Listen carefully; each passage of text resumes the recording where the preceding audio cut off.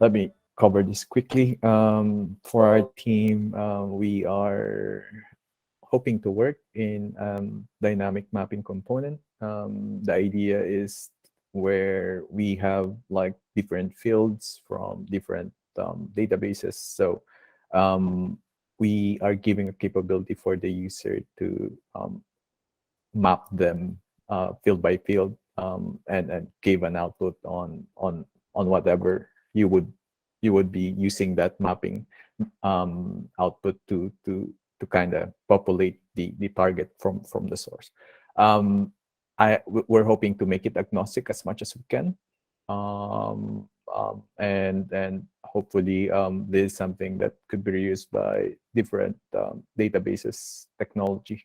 Um, and so with my topic in DevTip, I'll be covering like how do we navigate through the dynamic data in out systems. There are several use cases that you will need um, this strategy, particularly nowadays, like with the requirements that we do have, not just in low code but in programming in general.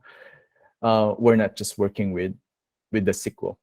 We're working with broader structure. Schemaless is one of them, and just like what Team Tree presented, with complex requirements such as that, um, JSON or other format is needed, not just a tabular structure. So with dynamic data, I'll be covering is some strategies where we'll be able to work with JSON, um, and the different tools that's available in OutSystems, and the possible use cases where you'll be able to make use of this tooling. So the typical use cases is something that I mentioned about NoSQL. Things like MongoDB when you're integrating with that, or the other NoSQL technologies in there. I came across with this scenario when I integrated with Elasticsearch. So we all know Elasticsearch is a document-based storage, and it just provides a different way of thinking when you work with relational database. OutSystems have that relational database, so switching my head to a NoSQL, there are differences in that. So I'll be sharing what are different things that I had implemented for me to navigate that complex path.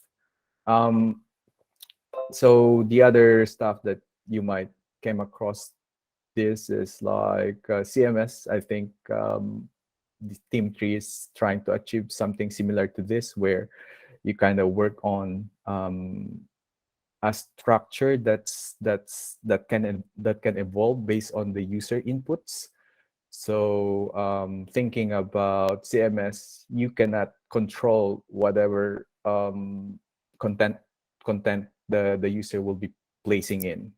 It could be something that the layout would be just a simple flatten out centered base placeholder. It could be a three column layout. So things like that. If you would think about the data structure in terms of a relational database, that's quite challenging and hard to evolve. So the other use case that you will be able to make use of this strategy is when you're working with ETL. While OutSystems is not just the tool for doing this, OutSystems can also work with such ETL. So there are timers, there are BPTs, and mashing up the data on different data sources. This this kind of tool set that I'll be presenting could be used. So I'll focus on something that's given. Um, we do have access to SQL capabilities in OutSystems using the advanced widget. There's something available in Forge. I'm pretty sure you guys have seen this, Ardo.json. It's a way for you to navigate through the nodes of JSON in the server. In JavaScript, I haven't found a Forge component on this, but it's very simple to pick up the JSON path from GitHub and place it in a page or on your module and be able to make use of the capability of it. So with OpenJSON, I'll start with this native capability of SQL. Imagine that you do have an external data, and you let's say you pull it from a REST API, and it's such a data that you want to join with your internal entity. How would you think about that? You could do a loop within OutSystems for you to fill in the different attributes. That's one. But if you're talking about thousands of records, that's like thousands of iterations. So SQL are good with data sets. They already have the capability to think about an efficient algorithm for you to mash up those data. So in here in this presentation, I'll be sharing you guys how I was able to achieve a JSON being joined to an internal entity by using OpenJSON. So I got in here the JSON. The scenario that I do have is, let's say you got a compensation system where you're pulling the salary of the employee, plus you got an internal table within OutSystems for all the list of employees. So you got external IDs in here from the compensation system, and marrying that with what you have in OutSystems, where you got like external ID. And so if we are able to join with that, then we are able to intersect the table without doing a loop. And how does the code looks like for that is something like this. So we're passing in a JSON within within the SQL. I hope you guys are seeing this, but oh, looks like a bug in there, but it should zoom. But what I'm doing is like there's this OpenJSON. Not sure if you guys are seeing this or it's just me. Do you guys see the SQL pop up? Yeah, we're seeing the SQL pop up and it's zooming in, but just a part of it. Yeah, That's odd. Looks like a beta issue, but I open it up. Hopefully this is clearer. But so what I'm doing there is parsing the JSON from that input parameter and basically joining through a temporary table with the internal table within OutSystems. So if you think about this, there are broad use cases that you could already implement. Things like searching, paging.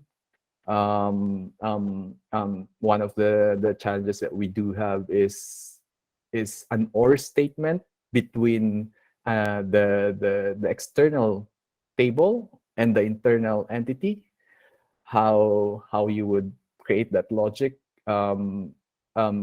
The way we handle that is through this, but bear in mind, of course, that there's a limitation to this kind of strategy.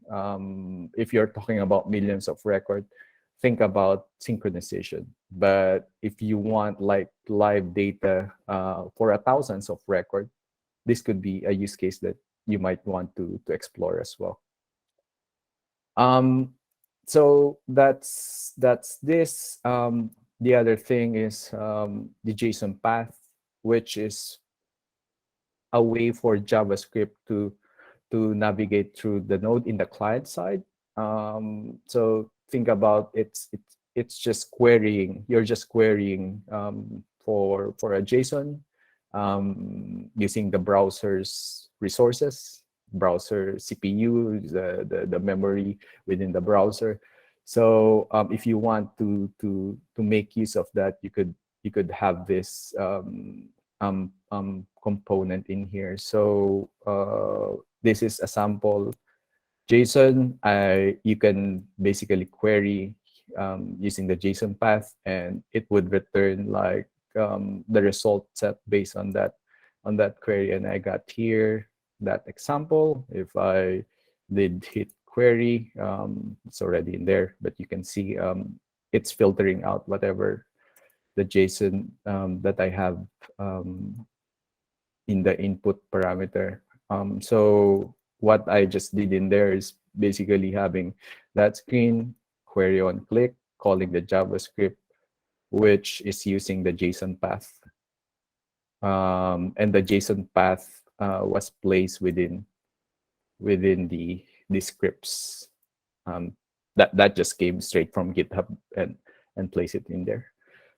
So the last tool is similar to this. It's just if you want on the server side, if you want to navigate and query in the server side. And this are some technical tools, so bear with me here. This might make sense if you guys would see our product. But hopefully these tips could be used in some other things that you're doing, may it be on the server, may it be on the client or on the database. And hoping to talk with Team 5 soon. Thanks everyone.